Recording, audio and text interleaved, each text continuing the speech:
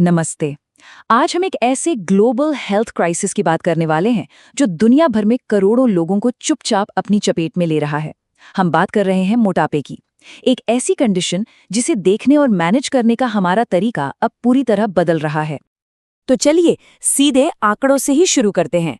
साल 2022 में दुनिया भर में करीब 89 करोड़ एडल्ट्स मोटापे के साथ जी रहे थे। अब जरा सोचिए नंबर कितना बड़ा है। ये पूरे यूरोप की आबादी से भी ज्यादा है। ये आंकड़ा हमें दिखाता है कि ये समस्या कितनी बड़ी और फैली हुई है।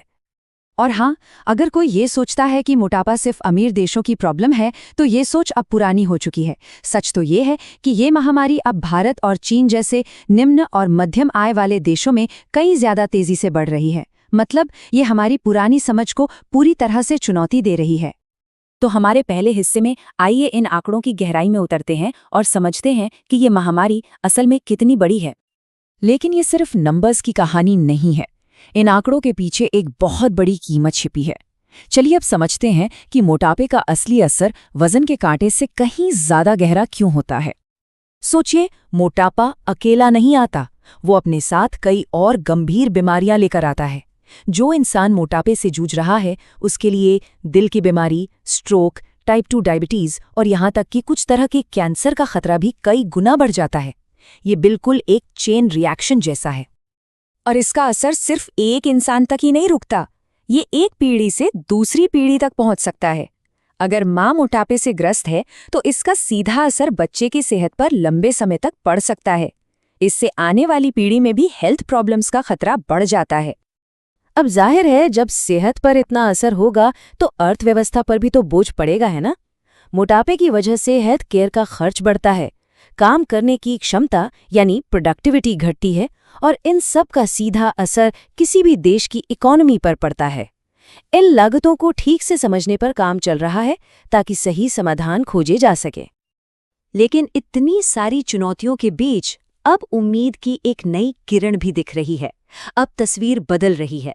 चलिए अब इलाज के एक नए दौर की बात करते हैं और देखते हैं कि मोटापे से निपटने के लिए आज हमारे पास क्या मॉडर्न तरीके हैं। इसके मैनेजमेंट के कह सकते हैं दो मेन पिलर्स हैं। एक तरफ है दवाइयाँ जैसे सीमाग्लूटाइड और टिर्जेपेटाइड जो क्लिनिकल ट्रायल्स में कमाल के नतीजे दिखा रही हैं, और दूसरी तरफ जो शायद सबसे ज़रूरी है वो है हमारा अपना बर्ताव, मतलब लाइफस्टाइल में ऐसे स्थायी बदलाव लाना जो लंबे समय तक हमारी सेहत को अच्छा रखें। तो चलिए इस लाइफस्टाइल वाले हिस्से को थोड़ा और करीब से देखते हैं, क्योंकि दवा के साथ साथ हमारी जीवन शैली ही असली दवा है। तो करना क्या है? देखिए, ये 4 सिंपल स्टेप्स हैं जो एक एक्शन प्लान की तरह हैं। हफ्ते में 200 से 300 मिनट की फिजिकल एक्टिविटी, अपने खाने पीने और एक्टिविटी पर खुद नज़र रखना, अपनी नींद की क्वालिटी और ड्यूरेशन को बेहतर बनाना और तनाव को मैनेज करने की तकनीकें सीखना। ये सिर्फ सलाह नहीं बल्कि एक ठोस योजना है।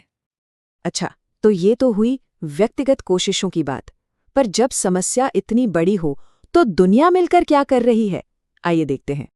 यहाँ पर एंट्री होती है वर्ल्ड हेल्थ ऑर्गेनाइजेशन यानी WHO की, जिसने एक एक्सेलरेशन प्लान शुरू किया है। ये दुनिया भर की सरकारों के लिए गाइडबुक की तरह है जिसमें मोटापे को रोकने के लिए ठोस सबूतों पर आधारित नीतियां बनाने की सलाह दी गई है। ये दिखाता है कि दुनिया अब इस संकट को लेकर कितनी गंभीर है। और ये कोई हवाई बातें नहीं हैं। WHO ने एक प्रॉपर टाइमलाइन सेट की है।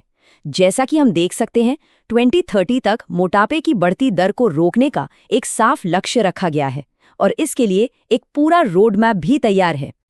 तो कुल मिलाकर बात साफ है, मोटापे के खिलाफ ये लड़ाई 2 लेवल पर लड़ी जानी है। एक तरफ व्यक्तिगत स्तर पर आधुनिक इलाज और लाइफस्टाइल में बदलाव, और दूसरी तरफ बड़े पैमाने पर असरदार सरकारी नीतियां। दोनों का साथ चलना जरूरी है। तो ये सब देखकर एक बड़ा सवाल मन में आता है, नई साइंस, असरदार दवाइयां और एक ग्लोबल प्लान के साथ क्या हम वाकई इस महामारी के खिलाफ एक निर्णायक मोड़ पर खड़े हैं?